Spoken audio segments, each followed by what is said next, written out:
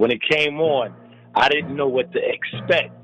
I had to stop this and go pop me some popcorn. I'm excited, bro. God bless you, big brother. God bless you. I just wanted to share that. I'm excited. I'm excited to see what I'm getting ready to see.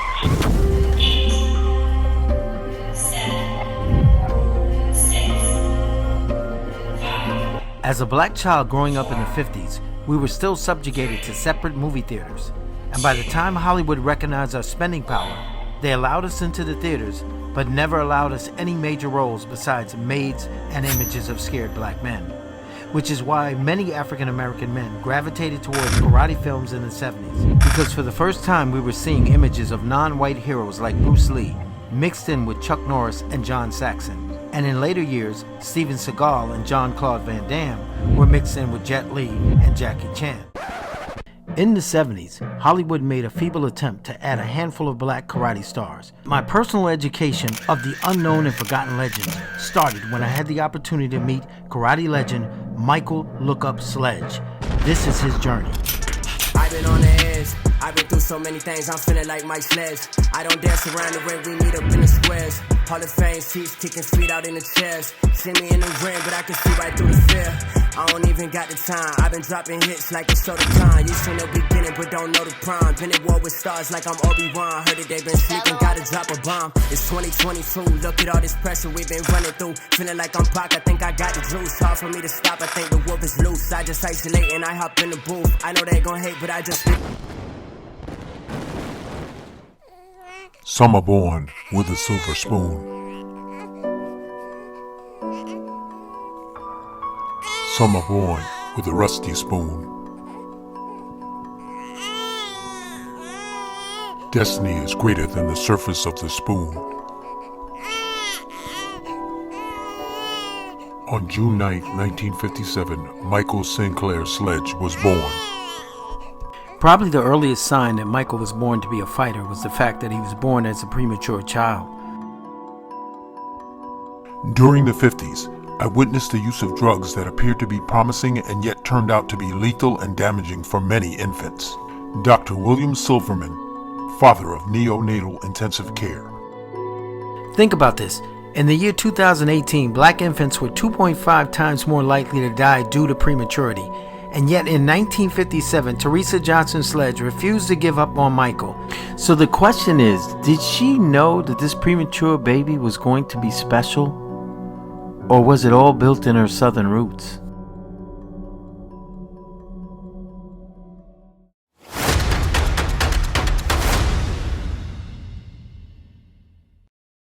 Cheraw, South Carolina, was a small southern town, historically known for housing British soldiers during the Revolutionary War, its strategic placement during the Civil War, and its immense cotton fields. When you mention terms like cotton fields or picking cotton to the average African American of a certain age, they think of two things. They think of hard work and they think of slavery.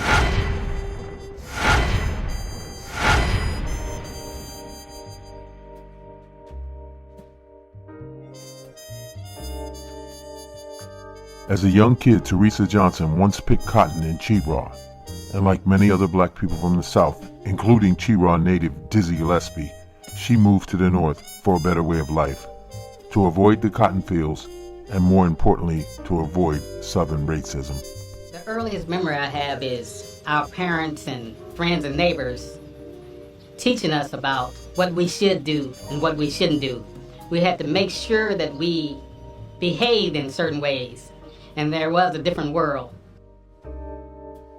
Now, years later, after she moved to New York, she made sure that Mychal spent many of his summers in Cheraw to understand the struggle of his ancestors by seeing the red dirt and cotton fields. As a young Teresa Johnson left Cheraw for a better way of life, she had no idea of some of the difficulties that her future family would face under the bright lights of New York City. African Americans living in southern states migrated to various northern cities. During the 50s, Teresa's family moved to Brooklyn, New York, and a few years later, Harlem, New York. Many African Americans from the South had a strong desire to live in Harlem. Because from 1920 to 1940, Harlem, New York was the cultural center of attention for many Americans.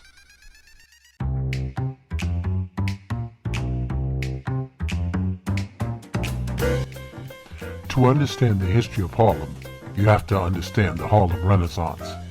The Harlem Renaissance was an intellectual and cultural revival of African American music, dance, art, fashion, literature, theater, and politics. Put this in perspective. Imagine today, every great black entertainer, singer, dancer, comedian, poet, and political mind all performing in a small area. That was Harlem.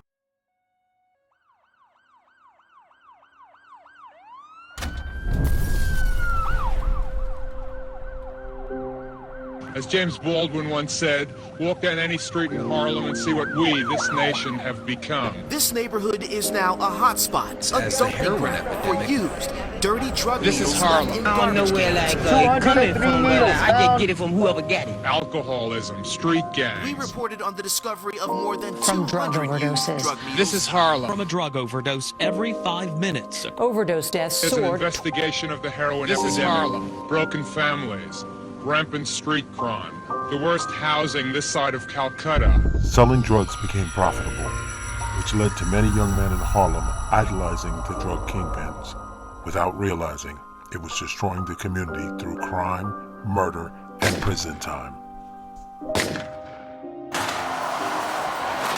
A child's mind is like one of those old cameras. They can sense fear, danger, dysfunction, and even though Michael's parents were giving him love every day, they couldn't fully protect him from what he sensed growing up in Harlem.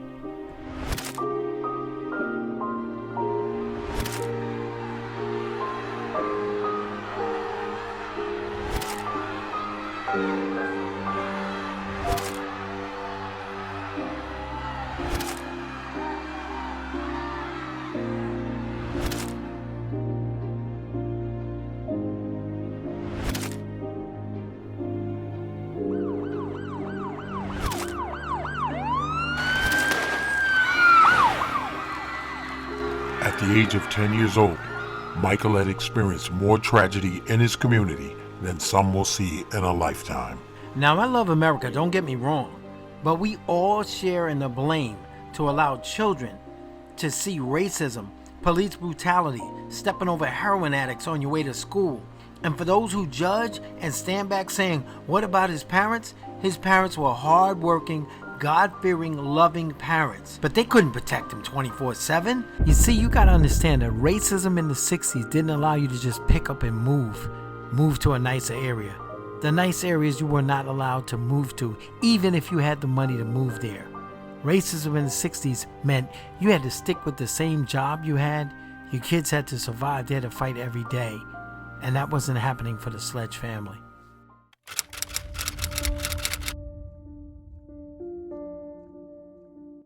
Why did you select Levittown to live?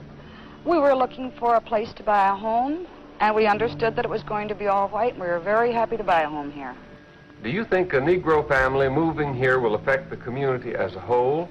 I think that, well, the property values will immediately go down if they are allowed to move in here in any numbers. What course of action are you going to follow?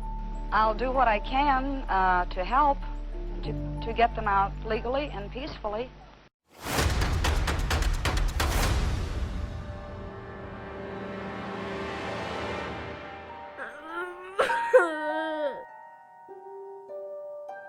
Growing up in the inner city can be terrifying for some boys because bullying can be more than bullying. The level of pain, anger, and anxiety can be mind-boggling for a child. Now, for those of you that didn't grow up in the hood and think this is a simple case of teasing or stolen cupcakes, you're sadly mistaken.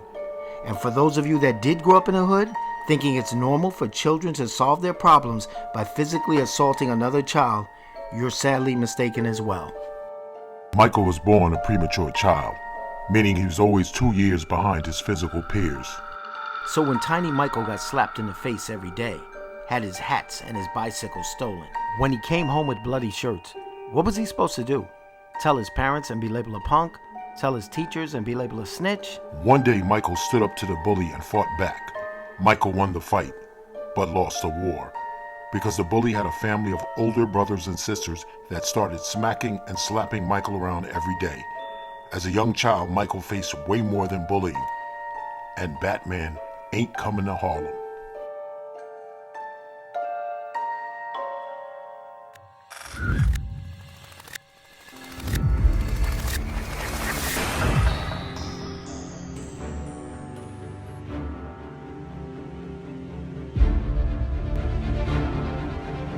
A true king can teach a prince to know the difference between walking and kneeling.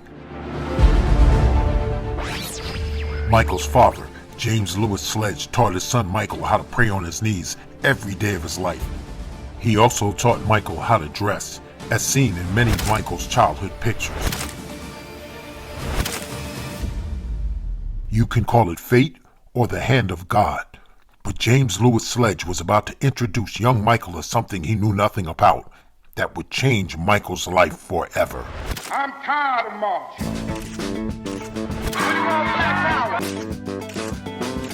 Tired of marching for something that should have been mine. It burned, it burned, burned.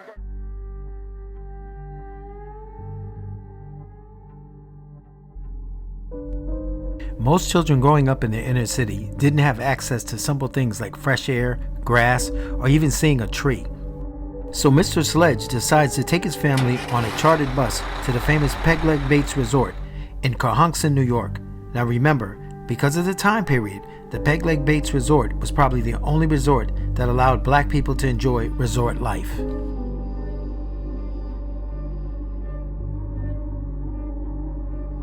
For young Michael, going to this resort was the equivalent of Dorothy visiting the land of Oz. Of course, he was exposed to the scenery, which he never saw in Harlem, but more importantly, he watched a martial arts demonstration that made him instantly fall in love. When Michael returned to Harlem, he was never the same. At the age of 10 years old, Michael knew that Batman wasn't real, but he was about to find out his hand speed was very real. Michael found his passion during a time when the entire country was burning up in flames.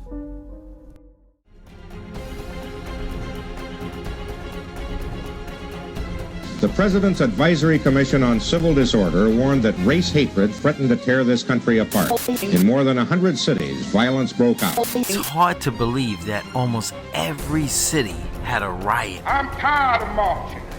Forget about Harlem burning down. Young Michael saw the entire country getting ready to burn down. In the Civil War, 186,000 black men fought in the military service, and we were promised freedom, and we didn't get it. In World War II, 350,000 black men fought, and we were promised freedom, and we didn't get it. In World War II, 850,000 black men fought, and we were promised freedom, and we didn't get it. And the Korean conflict, the so-called police action, a war, we fought there, and we didn't get it. Now here we go with the damn Vietnam War, and we still ain't getting nothing but racist police brutality, etc. Young Michael's world was filled with crime, riots, and bullies, but he never forgot the karate demonstration. Now all he had to do was one thing: focus.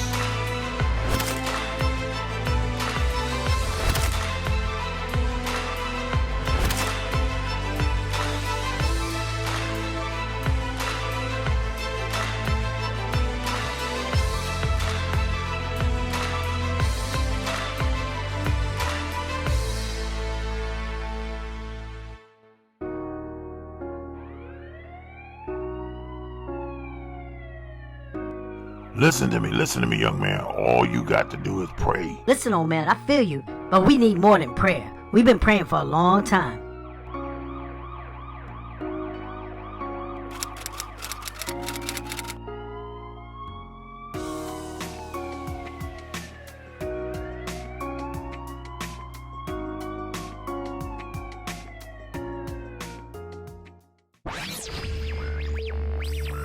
I have a dream.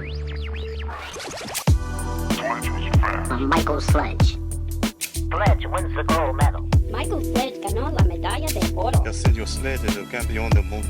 Listen to me. There are so many great karate living legends, and Michael Sledge is one of them.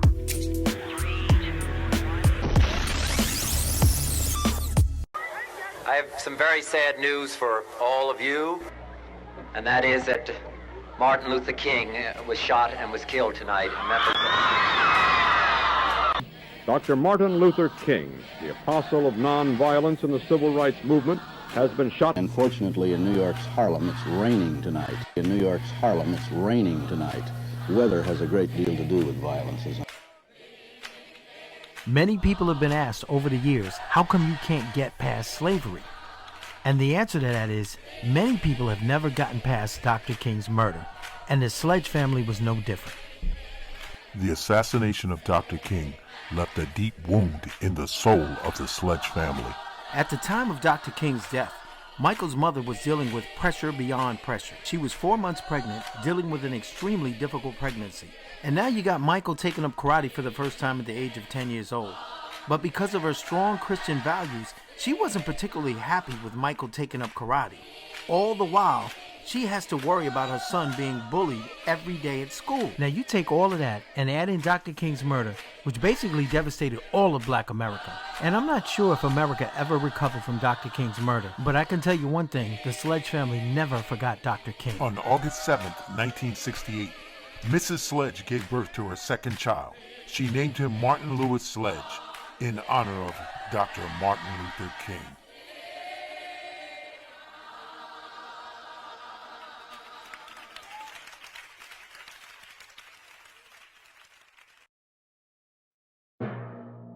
The time has come for young Michael to face his fears.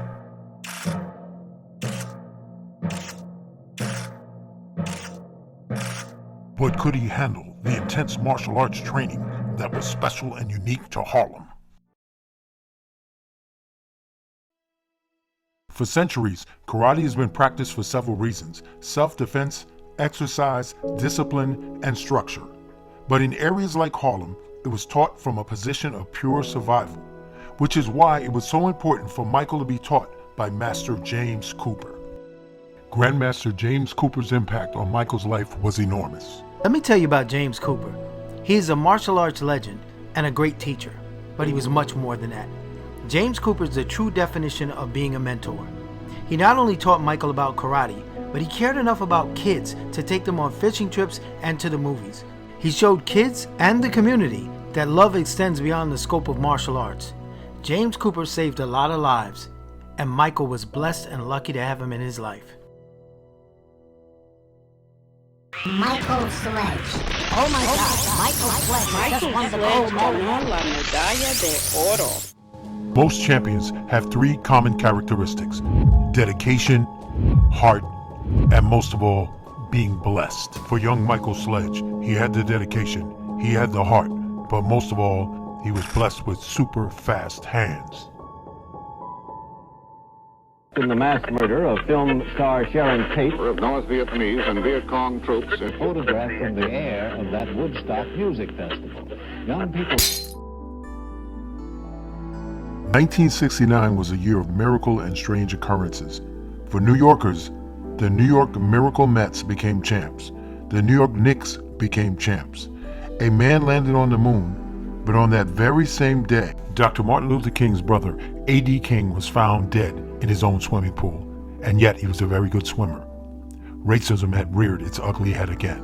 Though most Americans never knew about the mysterious circumstances behind A.D. King's death, it didn't stop Michael, because that same year, he was about to launch into one of the greatest careers in the history of martial arts.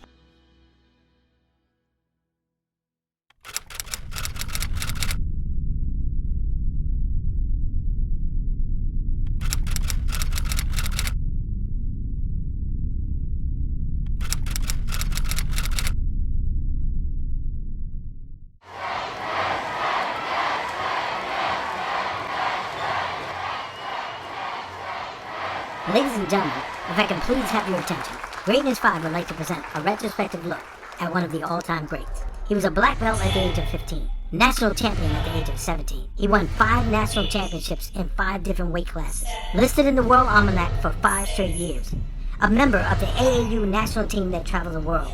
In 2014, he was inducted into the AAU Hall of Fame, Let's bring him out. Michael, look up Sledge.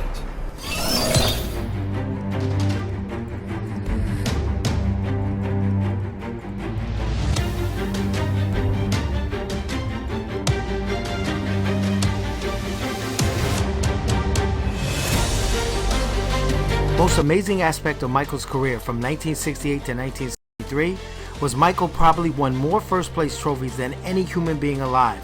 If you don't believe me, then take a look at the actual picture of Michael's living room at his parents' home. Incredible.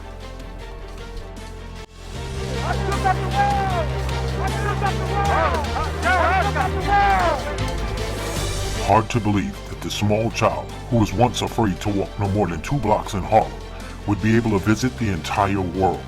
But more importantly, because of his fast hands, he was able to shake up the entire world. I still got the world! I still got the world! I still got the world! Michael, aka Lookup, had speed that was legendary. There are many old-time martial arts experts that honestly believe Michael had the fastest hands they had ever seen.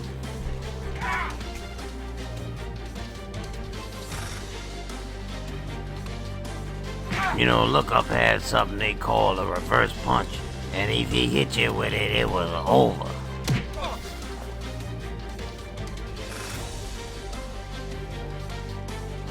Michael lived up to his nickname Lookup, because if you blinked your eyes, you would be looking up at him from the floor.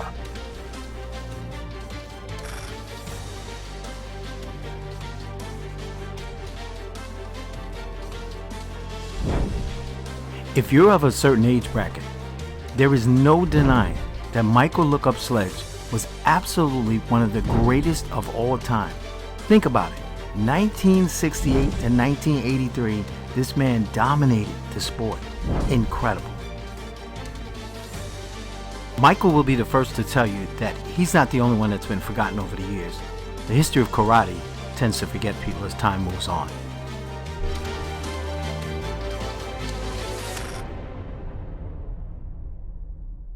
And just like that, it was over. Michael finished his career by bringing home 2 gold medals, but more importantly, he relishes the time he was voted AAU Athlete of the Year in New York with Mr. and Mrs. Sledge and young Martin in attendance. Martin was named after a king, and now his big brother was his king.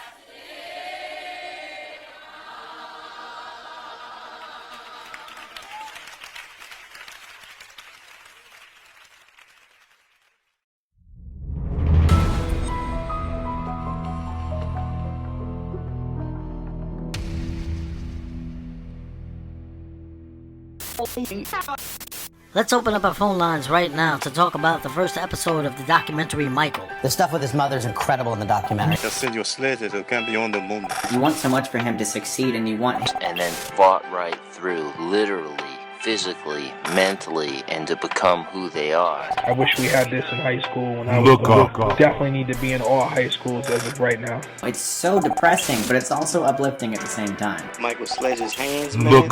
Yeah, they were so fast. And it's edited so beautifully. I just wanted to share that. They're not being taught the curriculum. There is no national standard for teaching about Black history. I've been on the edge. I've been through so many things, I'm feeling like Mike Sledge. I don't dance around the ring, we meet up in the squares. Hall of Fame seats kicking sweet out in the chairs. See me in the ring, but I can see right through the fear. I don't even got the time. I've been dropping hits like a soda con. You seen the beginning, but don't know the prime. Been at war with stars like I'm Obi-Wan. Heard that they been Look up. Bomb. It's 2022. Look at all this pressure we've been running through. Feeling like I'm Pac. I think I got the juice. Hard for me to stop. I think the wolf is loose. I just isolate and I hop in the booth. I know they gon' hate, but I just speak the truth. I've been gaining wisdom. They been acting different. Faith in my religion. They just hate the pigment. I've been always winning. They pay me the villain. Every time we working, they was sleeping, chilling. I've been laughing.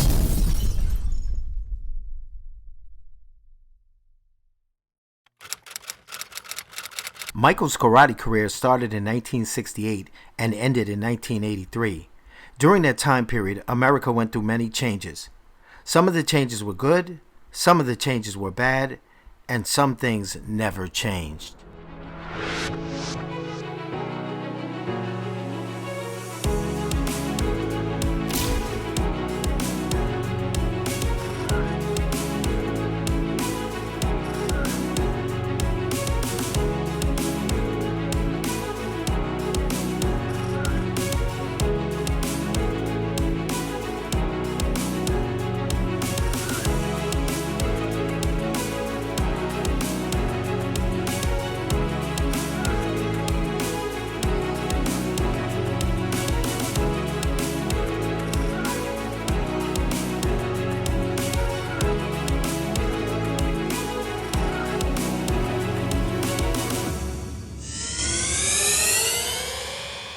We are sick and tired of being sick and tired. In the past, many black United States athletes were honored to receive their gold medals. But they also knew that being honored around the world didn't mean you would be treated fairly at home. When Mychal received his gold medal, he was truly honored, and yet he had to have flashbacks of what he experienced as a freshman during his brief stay at a North Carolina HBCU.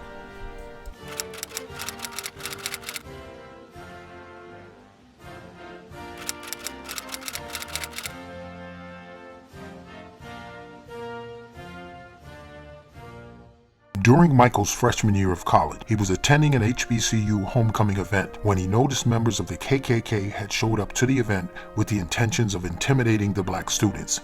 Mychal quickly learned that some things never change.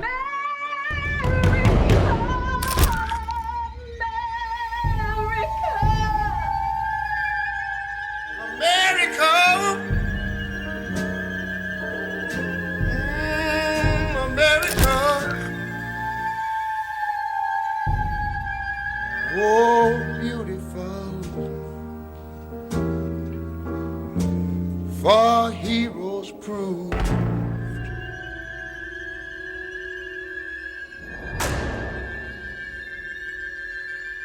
Can you imagine representing your country all over the world, receiving gold medals, and when you return home, there's a part of America that shows up to your university to let you know that you don't belong in this country based on your skin color? Some things never change. Oh, spacious sky. We are sick and tired of being sick and tired. Amber waves of rain. You my opposer when I want freedom. You my opposer when I want justice. You my opposer when I want equality. You won't even stand up for me in America for my religious beliefs, and you want me to go somewhere and fight. Some children are born with a silver spoon. Some children are born with a rusty spoon.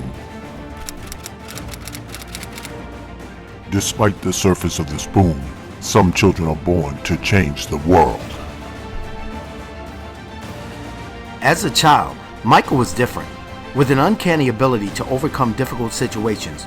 But after his karate career was over, he would now face an obstacle most people never overcome: the voices of self-doubt that swirl through the mind. This is a message from Hateful Reality. Congrats on your many trophies. Congrats on your gold medals and your fast hands. But Sir Mychal, your karate career is over. And like most athletes, you'll end up broke and penniless. For you see, your village has never taught you about finances.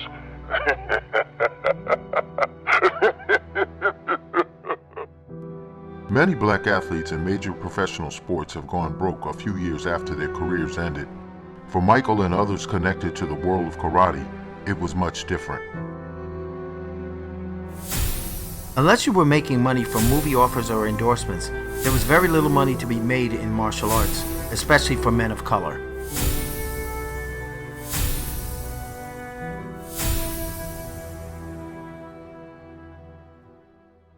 Some people are familiar with the Harlem River Drive, but to many, including Mychal, it wasn't the Harlem River Drive.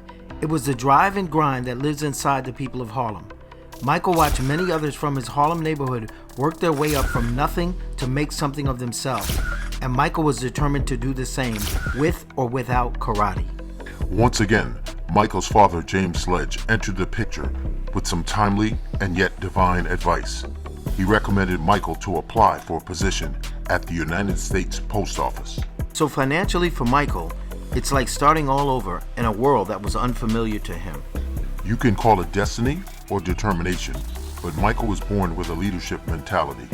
He brought that leadership mentality to the post office, and within a short period of time, Mychal became one of the top supervisors, a position that very few men of color ever rise to.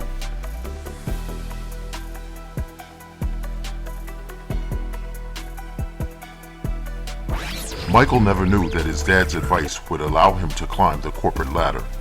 But more importantly, Mychal and Mr. Sledge never knew that taking a post office position would change his personal life forever.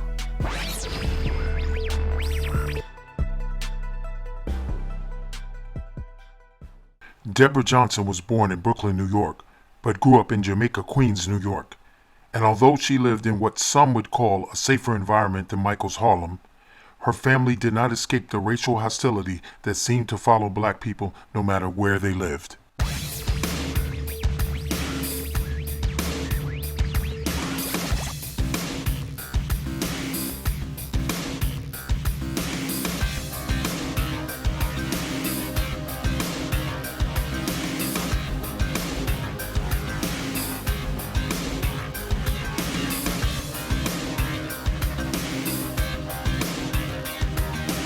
In 1974, it seemed like black people were making advancements in the entertainment world.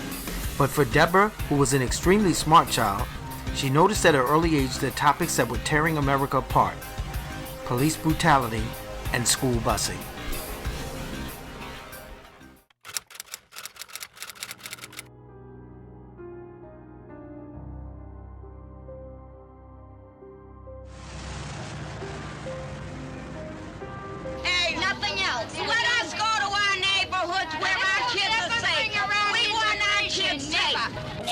Eggs at the window and try to hit people with them. And there was and like we was in school, there was throwing glass at black people and little kids.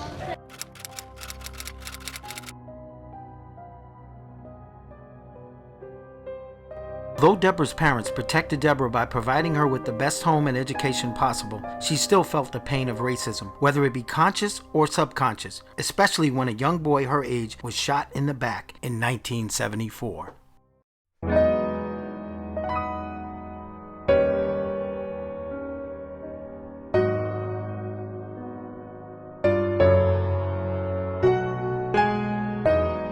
These two young children, who were born into a world of chaos, never let the world decide their outlook on life.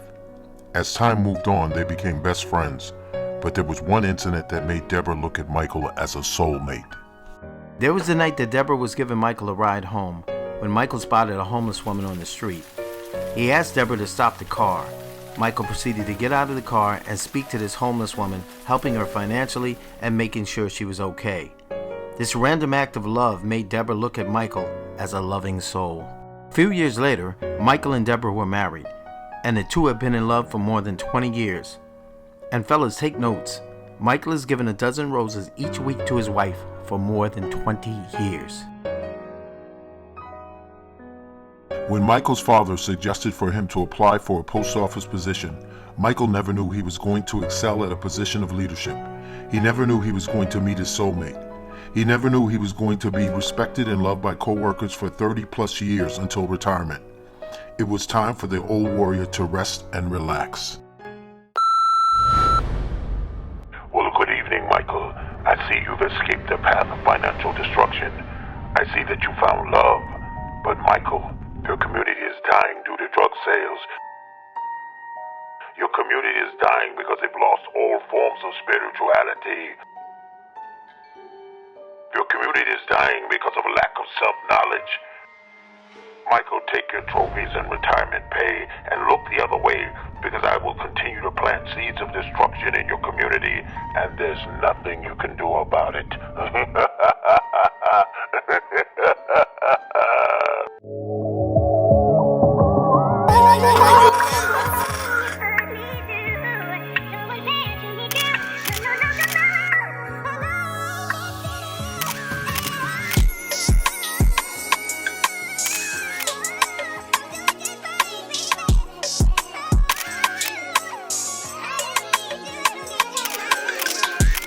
Knocked me off the star, but I bounced right back.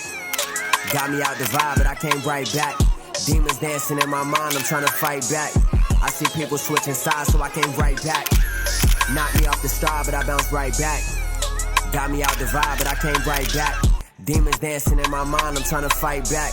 I see people switching sides, so I came right back. Back out in foreign land, that's the Alabama, like Americans out in Pakistan.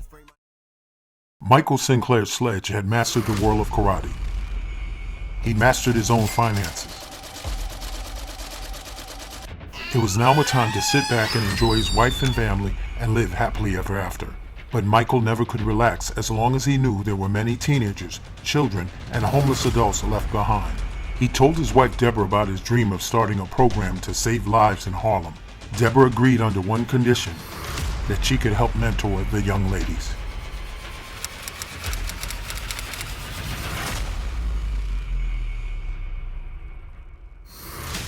The Sledge Group. For 20 plus years, Michael and Deborah shared their money, educational knowledge, and most importantly, their time. You're out here for 19 years, the Sledge Group have been giving back to the community. The Sledge Group has continued to feed the homeless on Thanksgiving and given away toys, books, and clothing during Christmas to kids throughout Harlem and the Bronx. The Sledge Group was acknowledged by former Mayor Bloomberg of New York, along with Senator Meeks and Senator Cordell Clear. And yet, despite all of the accolades from the press, Michael and Deborah only cared about one thing: seeing kids smile and become productive citizens in their community.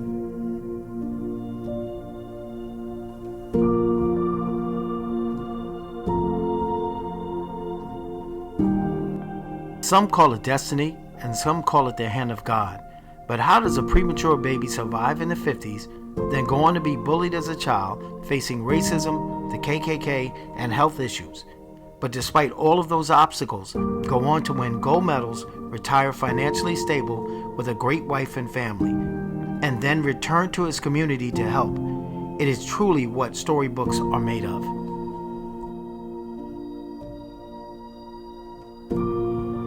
I want to thank Almighty God. I said I want to thank Almighty God. Just an opportunity to serve. I am Michael Sledge. I'm a son of a king. I'm a son of a queen. James Sledge, Teresa Sledge poured into me as a child. My father has transitioned on. My mother's still alive, and I know she's praying right now.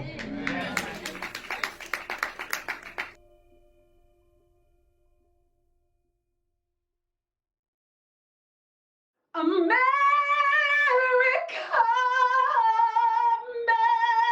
America.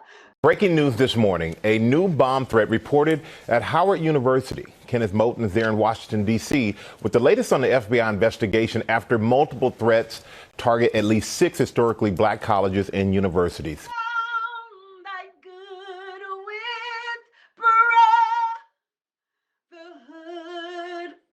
I've been on the edge, I've been through so many things, I'm feeling like Mike Sledge.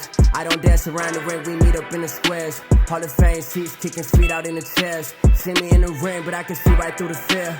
I don't even got the time. I've been dropping hits like it's Soda Khan. You seen the beginning, but don't know the prime. Been at war with stars like I'm Obi-Wan. Heard that they been slick and gotta drop a bomb. It's 2022. Look at all this pressure we've been running through. Feeling like I'm Pac. I think I got the juice. Hard for me to stop. I think the wolf is loose. I just isolate and I hop in the booth. I know they gon' hate, but I just spit the truth. I've been gaining wisdom. They been acting different. Faith in my religion. They just hate the pigment. I've been always winning. They pay me the villain. Every time we working, they was sleeping, chilling. I've been laughing rappers. Now we up a million. I done do so many things. I'm feeling like my Sledge.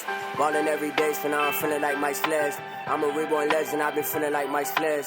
I'm the biggest stepper. I've been feeling like my Sledge, huh? Yeah.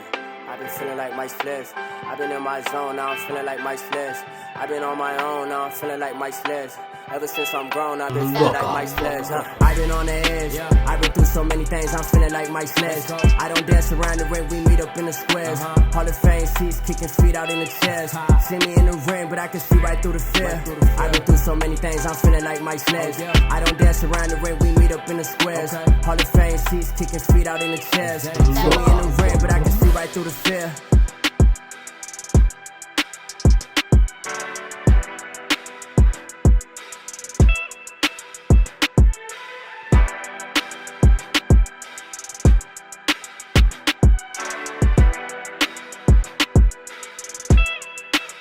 Look up.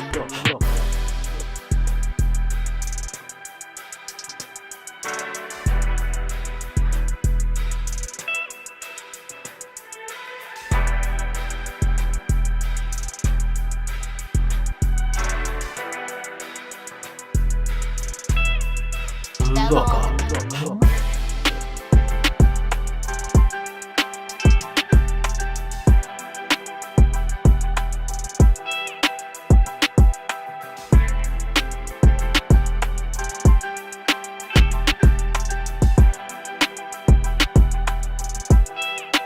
Look up.